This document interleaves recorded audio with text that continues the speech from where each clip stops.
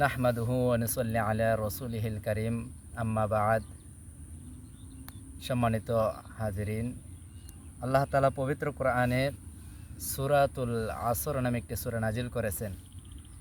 সূরার শুরুতেই আল্লাহ তাআলা সময়ের কসম করে বলেন ওয়াল আসর, সময়ের কসম, কালের কসম, মহাকালের কসম করে আল্লাহ তাআলা বলতেছেন ইন্নাল ইনসানা লাফি খুসর, নিশ্চয়ই মানুষ ক্ষতিগ্রস্তের ভিতরে আছে, নিমজ্জিতর ভিতরে আছে, ধ্বংসের ভিতরে আছে। কিন্তু চার ধরনের ব্যক্তি ছাড়া সকল মানুষকে আল্লাহ তাআলা ক্ষতিগ্রস্তের ভিতরে অন্তর্ভুক্ত করে বলেন ইল্লাল্লাযীনা আমানু, যারা ঈমান এনেছে, ওয়া আমিলুস সালিহাত, নেক আমল করেছে, ওয়া তাওয়াসাউ বিল হক, যারা হকের উপর প্রতিষ্ঠিত এবং হকের কথা বলেন, ওয়া তাওয়াসাউ বিস সবর, নিজে বিপদে বালা মুসিবতে ধৈর্য ধারণ করেন এবং অপরদেরকেও ধৈর্য ধারণ করার পরামর্শ দেন। এই চার ধরনের ব্যক্তি ছাড়া সকল মানুষই ক্ষতিগ্রস্তের ভিতরে আছে। আমরা এই সূরা থেকে অনেক কিছুই শিক্ষা পাই।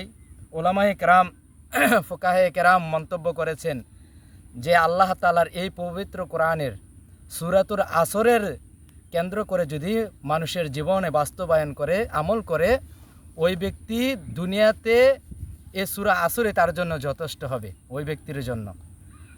তো আরও হাদিসের ভিতর বর্ণিত আছে যে সমুদ্রের নিচে ঝিনুকের ভিতরে গোটা পৃথিবীর সমুদ্র পানি যদি ঝিনুকের ভিতরে ঢুকাই দেওয়া হয়, যেরকম বিশালকে ক্ষুদ্রের ভিতরে ঢুকানো হলো, এ সূরাতুল আসরের ভিতরে আল্লাহ তাআলা গোটা পৃথিবীর মানুষের কল্যাণটা এরকম এই সূরা আসরের ভিতরে ঢুকাই দিয়েছেন। তাই আমরা সূরাতুল আসরটাকে ফলো করে সূরা আসরের উপর যদি আমল করি, আমরা দুনিয়াতেও কল্যাণ, আখিরাতেও আমাদের কল্যাণ হবে ইনশাআল্লাহ।